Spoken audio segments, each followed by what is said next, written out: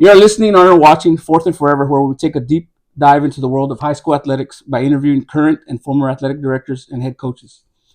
Each episode offers a behind the scenes look at the dedication and passion that drive high school coaches and their athletic directors. I'm Lonnie Lopez. Today we have Coach Jesus Amaya, who has coached over 22 years, which included coaching at St. Joseph Academy, Pace High School, Hannah High School, and Los Frenos High School. He is currently the principal at Raymondville Early College High School. Welcome, Coach Amaya. Thank you for having me. Coach, you grew up in Los Frenos. You just talked about Bayview, Grew up in Bayview. Bayview and around the Yeah. water district stuff. My dad worked for the water district, and back in those days, the farmers and the water district had a camp where all the workers, they had families that lived there, and like the Saucedas lived in. You remember the Sauceda family? We lived in the water district camp, and grew up, loved it. We were living in paradise. We had a resaca in the back, a resaca along the side. We just didn't know. Now those lots, if you can get one, cost a lot of money, and we were living right there. I'm sure it wasn't for free. My mom and dad had to work real hard to get there, but we were growing up in paradise. How many brothers and sisters did you grow The up with? 8 of us. 8 of you. All. 8 of us total. I'm the youngest of 8, so I'm the one that's most spoiled. My dad, I think, was like, I think he was 53 or 52 when I was born. They didn't know what was coming, and everybody other than me was born right there in Bayview. Wow. And the doctor would come out in those days, and at this point, the doctor said, "Nope, I'm not going to deliver. You're at the point. I don't know, how this is going to come out. So you're going to have to go to the hospital." So I was born in what was then called Mercy Hospital in Brownsville. Brownsville, right? Brownsville. Yes, I remember that. Coach, so you attended Los Frenos High School. Los Frenos through elementary, junior high. It was 7th and 8th. And then the high school. Graduated in 71. So I always ask, did you know? Like, I know you probably knew Dora Romero Elementary, Dora Romero. You probably knew Palmer Laxo because they're one of the okay. And that's a funny thing. And I always correct my grandkids because they went there, and they'd say they pronounce it just like you did. I said, "That's Laxo." No, Papa, it's called Laxo. I said, "No, it's Laxo." She was, I believe, Polish. She was our nurse.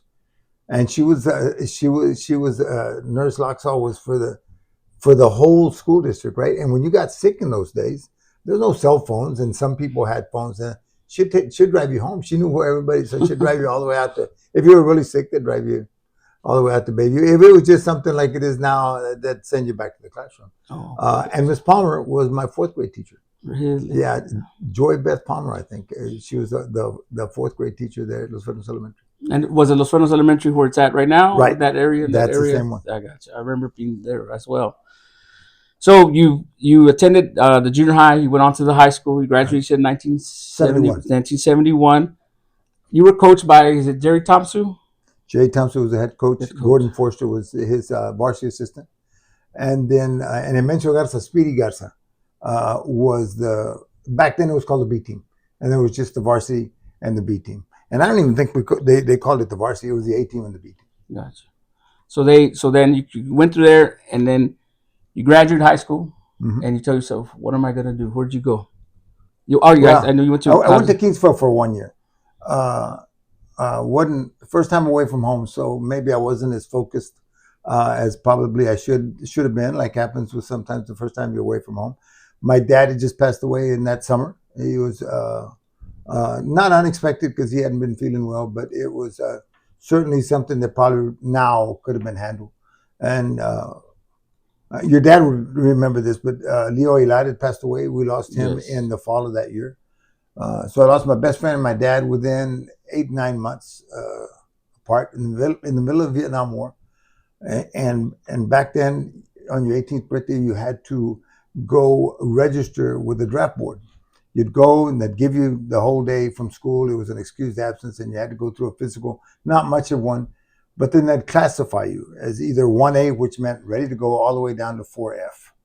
And 4F, maybe you had a paired organ, only had one lung or one kidney or something, or leg, and that would have been a 4F. You weren't going to be able to serve. But there was this thing called the 2S deferment. If you were a student in college, or in the National Guard, you got a deferment, which means you didn't have to go to the war, or you weren't eligible for the draft at that point. So came back after that year in Kingsville. came back to what was then Pan American. No, it was Pan American University, and roomed with a bunch of other Falcons too. Jesus Galarza, Gil Vicinais, Ruben Hernandez, and I were in a trailer home up there, and just there's some good times there. But we were all studying to be coaches, as a matter of fact. So Coach Thompson, Coach Forster, and Coach Speedy had Roy Garcia. Garcia, They had a yes. big. They were very. Uh, it's because of them and the examples that they had on all of us. I think that we had the interest in coaching. Goats. So now, one of the things that I remember growing up, and I think they even put it in the yearbooks, is Jesus Toy Amaya. Yeah. Can we talk about where the toy came from? Yeah, we'll talk about it. I don't know, how many people will see this, but we don't talk about it a whole lot. All of us had nicknames. We had nicknames in high school. Mine started when I was little.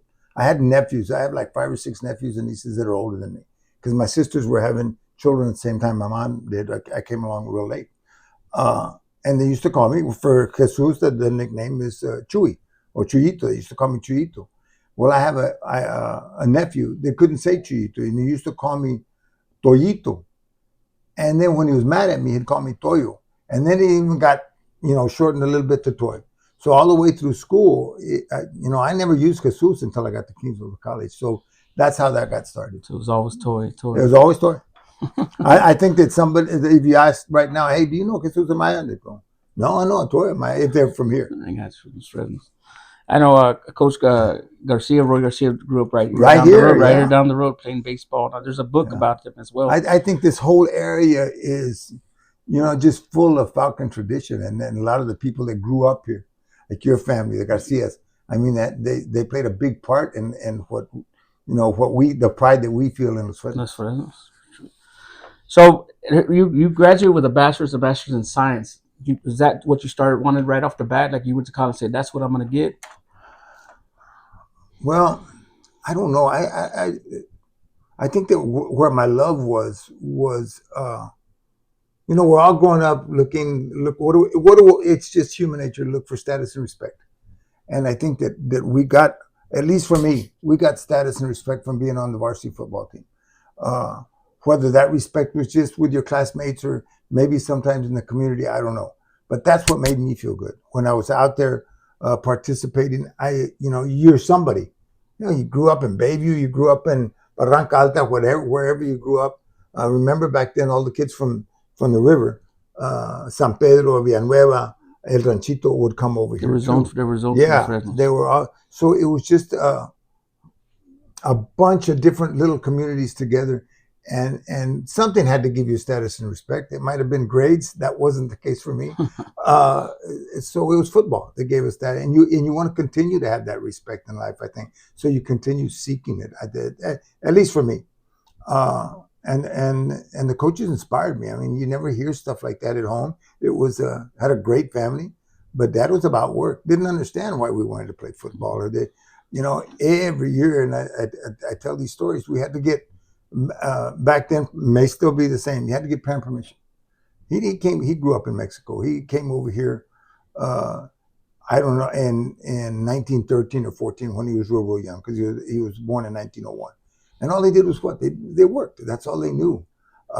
He went to school in the first grade. Mom went to the 6th grade, I believe, which was mandatory in Mexico. So they didn't understand this thing about wasting time practicing and going hitting each other. And then every year you almost had to beg for permission to play. And it was always, te vas a lastimar. You're going to get hurt.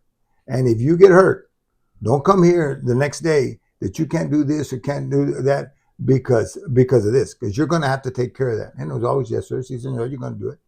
Sophomore year, broke my arm. And 2-a-days. Back then we used to have, it wasn't really 2-a-days for us because it was one long practice in the afternoon.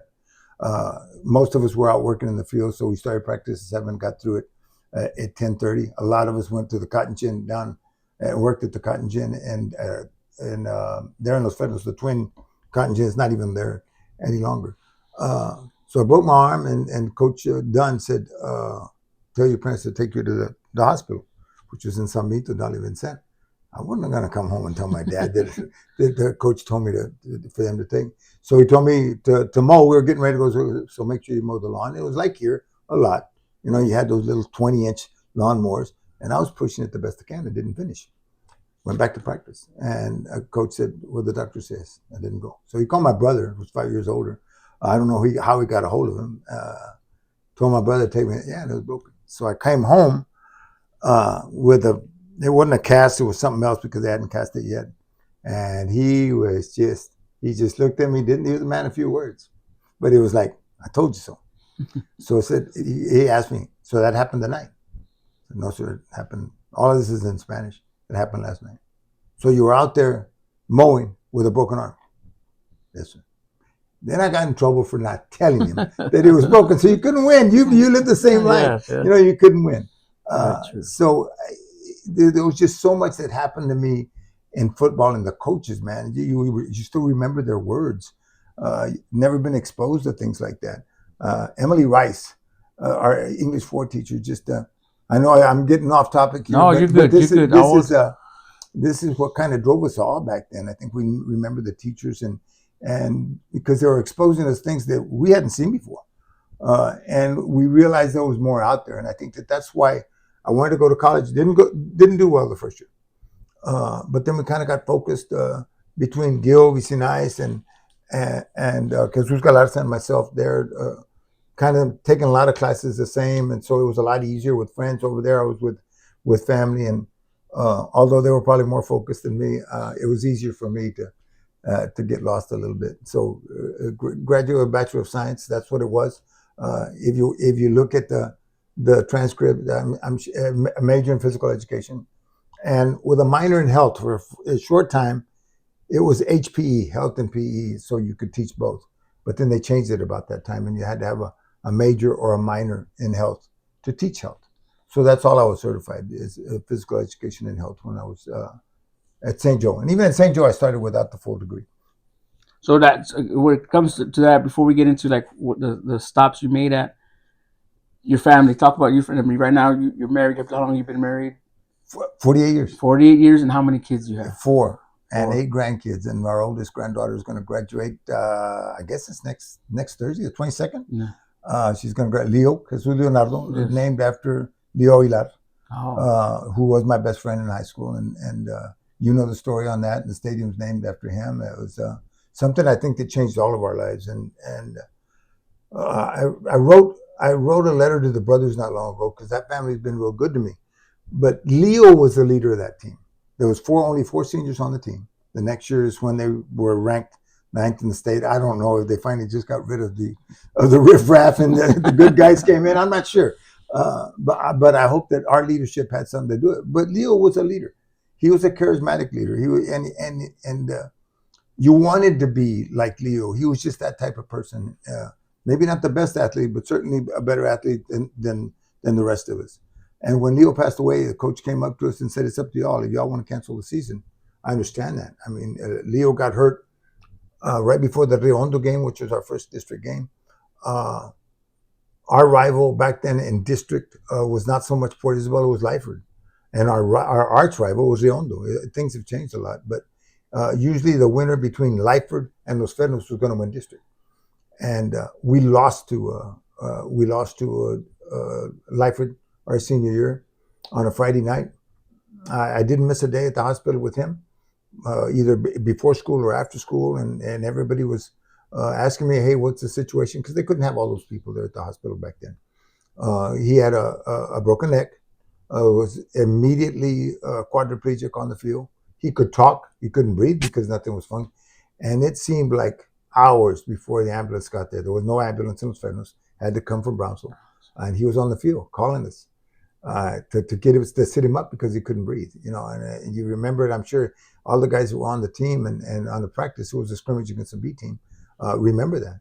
And he'd call me. We were best friends.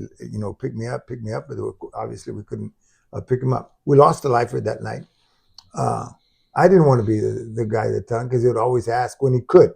He had a tracheotomy. He couldn't speak to us. One night he said a few words. I was able to say, but and this is how he was. He was unselfish. He was a quadriplegic.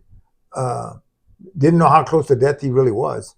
And we went on, a couple of us went Saturday night. He says, "Y'all go have fun," because he knew we were going somewhere that night.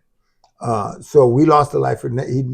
Thank God that while he was alive, he didn't know that we had lost a life. He passed away the next night. Oh man. So, but I think that's where we all grew up. I mean, grew up mentally. Because we were just living life, and now your best friend and the guy you've been hanging out with forever just dies right away. And I think that whole class of '71 kind of just grew up. And I don't know if you remember. I think you probably do, or maybe somebody's told you. Everybody pulled their kids out of the junior high programs that year. We just had we just had a varsity player die, so they kind of the tragic effects that could happen in football. Although you and I know it's and few and far between. And unfortunately, Fresno has had two that finally died of football injuries. But so if you're a young dad or a young mom or coming from Mexico, see, I told you. So they pulled them out, and the program suffered for years. It suffered for almost 2 decades. It was very difficult to recruit the kids, to get the kids in there and actually play them. And it's sad to say that the program went down. A lot of coaches came and went during the late '70s and all the '80s, but I think it was because of that. Wow. See that's I did not know that part. So your family right now, your sons, any sons or daughters are they in the coaching business?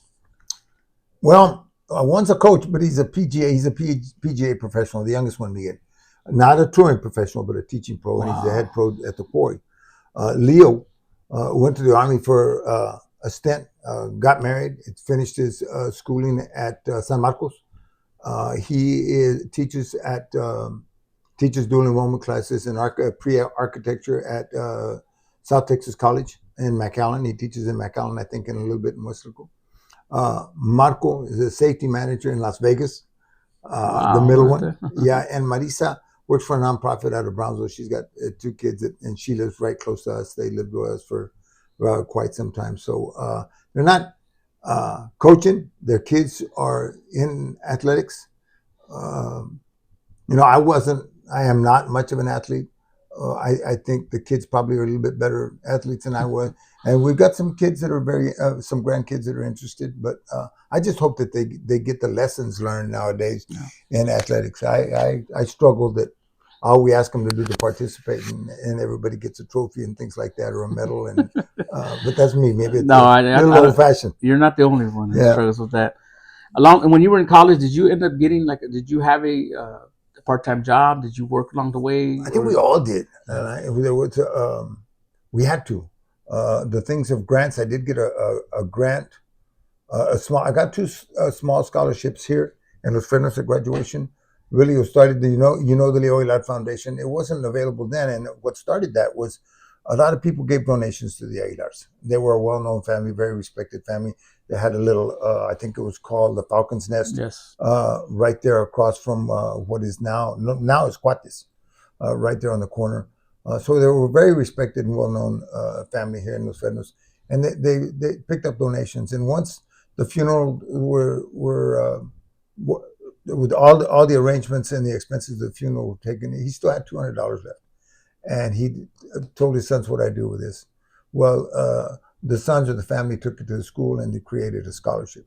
That scholarship now has been going on over 50 years, which is to be that durable, to have that kind of legacy. I wish we could get everybody that got that scholarship. I was the original recipient of that scholarship, and now this foundation that they've created through the family's hard work, I believe, gives 8 scholarships every year to 4 young men and 4 young ladies in athletics. They're with Los Frenos, so they've kept it going. Awesome, great. That's great type of stuff. Coach, when did you say, when you graduated and you said that automatically I'm gonna go be a coach? Like, when was that turning point? Where's that turning point where you say I'm gonna go coach? Even though I know you got mentors. You think about it, you think about it, and you think about it, and you think about it, and I don't know about other people, but I finally took the leap. I read a wanted ad in the Brownsville Herald. My mom and dad had passed away, so my mom and myself were living in Brownsville. I was still commuting to Edinburgh, but there was an ad for St. Joseph's Academy that they needed a part-time junior high football coach. I went for the interview, and Coach Ted Gray, who has passed away, uh, tells me that later on, after I left the interview, he said, no, he's going to help us up at the high school. So I got real lucky. And I think that it's not just your own drive. There's other things. There's external factors that if you look back, I'm sure you've looked back and said, what would have happened? Where would my life be if this hadn't happened? Maybe other families that you and I were lucky enough to have, or are lucky enough to have. Or I saw the ad. If I hadn't seen the ad, what was I going to do? Just the little things. So once I got there, once I started coaching, it was obvious to me this is what I want to do. But I was, nervous. I was 20 years old. There's a couple of guys on the team that were 18 years old, so there's very possible that I have ex-ball players 68, 69 years old. The last team that I was lucky enough to be part of there is going to be inducted into the Rio Grande Valley Sports Hall of Fame as a team because they were state champion. And I think that plays another thing. When you're having what you're doing is exciting to you, and you add the fact that you have a little bit of success because of the hard work of the commitment of the kids and the rest of the coaching staff and just that athletic community. I think it builds in you. The excitement builds in you, and I had some of my family members say we could tell as soon as you got that. That's all you could talk about, and you know the feeling. Yeah, that's very true. So you were at St. Joseph Academy for a while, and then you moved on to Pace, correct? Yeah. And what did you coach there at Pace? Well, Coach Forster, who had been my coach, and he was an assistant coach. He went to mission when Coach Thompson went to mission when they left Los Fresnos. Then he came back and coached in BISD. At that point, I think it was when he first came back, there was just Brownsville High School, and then they opened up maybe Porter in 74, 75, and the next year they opened up Pace. So Pace had already been going on for 2 years, hadn't won a game yet. Coach Forster got the job. They replaced the head coach. Coach Forster got the job. When I interviewed, I was just looking for a job. I'd already left St. Joe. Something had happened at St. Joe with a very close friend of mine. And I thought it was more fair to him if I left. I looked at him as an older brother. He's a mentor, and he's passed away. So we flew, and this is something people don't believe me. We had the state game. The St. Joe, and it's all relative. Most of the kids are probably coming from families that financially they're set. I don't want to use any other word. A lot of it was from Matamoros. We had a lot of kids from Matamoros. But for the state game, we had beaten Hallettsville Sacred Heart. I think we had beaten St. Joe from Victoria. And the state game was against Munster Sacred Heart, which I believe Munster is about 10, 12 miles south of the Oklahoma border. So here we're down here. Our booster club went to their school and said, look, y'all have won the flip, but for a Catholic school, donations are king and something you need, right? So our booster club offered them an amount of money for them to come down here, and they were going to put them in Rancho Viejo because a lot of those people had places at Rancho Viejo, a lot of our parents, and offered them some more money as a donation. And Munster Sacred Heart said, no, we're going to play up here. We're going to play in Denton. Not in Denton. We're going to play in Gainesville. So our booster club decided that, okay, well, we were going to spend the money on this football game anyway. So they chartered a Southwest airline that flew out of Brownsville. Wow. Okay. It's you don't hear about that. No, you don't. So it's like the movie like the Hoosiers or something, because so we got on a plane at 10. A lot of our students and maybe some even the coaches. I had flown very few times, but we're on an airplane for the first time. We flew into Dallas Love, and they had buses there for us and took us. They fed us at Denton, and then when we went out to Munster, stayed there in the afternoon, and drove back to Gainesville to play the game. So there's these things that have happened to me that I've just been so lucky to be part of. We got lucky to go all the way up there, had some great kids that were committed. Athletically, we had probably been better the previous 2 years. But since the tradition was there, we had lost in the semifinals twice. We got to the finals, and we ended up winning. up there. Exciting thing. I felt bad for the band because I was in the band in high school too. But we flew, and our poor band from St. Joe was in a yellow belly, a school Oh, bus. so they would. I don't know how long it took them to get there. I think they got there in the second quarter. They got to play it. They got to play, and then right after the game, they're back on the bus coming home Oh, when we're going to fly home. So you kind of feel bad for them, but that was it was an exciting time. So we got back at 2 or 3 in the morning. In the morning, I get some calls for some of my players. How come you leaving St. Joe? I said, I don't know what y'all are talking about. Actually, the first call was from my sister. KBOR out of Brownsville is a radio station, had broadcasted live. They were up there, and they interviewed some of the kids, and they said that this might be my last game for whatever reason. So I went to the head coach and asked him. He says, "Yeah, I heard that, and there was things said." And I said, "I am going to have to leave now. I mean, it's just not." So there were some hurt feelings, and I decided I was going to leave. Probably thinking that I was better than what I really was, and it would be easy for me to get a job somewhere else. We were state champs, you know. Yeah. I'm gonna get the job somewhere. I got real lucky that Coach Forster took me on. Got hired as the varsity line coach, and I got to coach in the same system, the offense and defense, as I played in at the high school at Los Fitness. Okay. So St. Joe was a completely different situation, so I was familiar with it. And then again, you got to be lucky. I was at St. Joe with some good coaches and some great kids and a culture that was already ready to win. Pace the culture. We had to work on the culture. But I got that coach with Leonel Garza, Speedy Garza, who had been my coach in that. And I went back, and Henry Martinez. There was 9 football coaches on that Pace staff. 7 of us became head coaches. It was just a great coaching staff, and you don't realize it until maybe you break up and you say, "Man, I wish I had so and so right here." Because but seven of us became head coaches. It was a great time to be. We had a lot of success at Pace. It's been a while, so people probably don't remember that. But probably our highlight is beating Gregory Portland when Gregory Portland had been the team that knocked all the 4A Valley teams out in by district. Well, it was by district back then in the first round. And we went up there on a cold night and beat the heck out of them. Lonnie, it was 7-6. On a rainy night, I don't think they anticipated this. It was a cold, rainy night. And if you ask those kids, I think they'll remember that. I know I'll remember it all my life. And it was just an exciting time. We were the toast of Brownsville there. We were a team that was winning. Year in, year out. I think we won like 3 districts, maybe district championships, not in a row.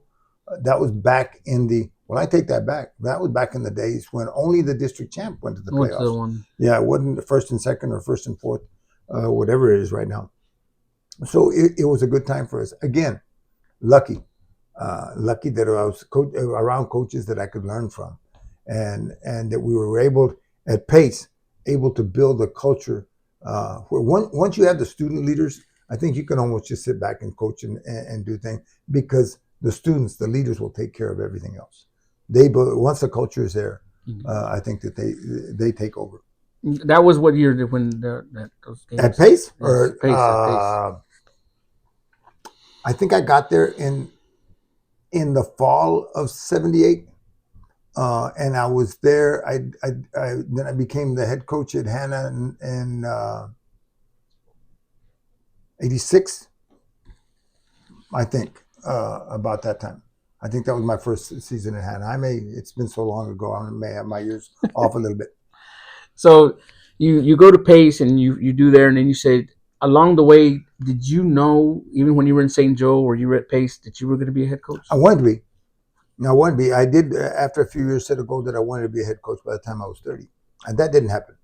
And I was nowhere ready to happen. I think that when you start, at least for me, I don't know about other people, but at least for me, when I first started, I thought the more yelling and cussing and chewing tobacco you did, the better coach you were, man. And I was good because I could yell and I could cuss and I could chew tobacco.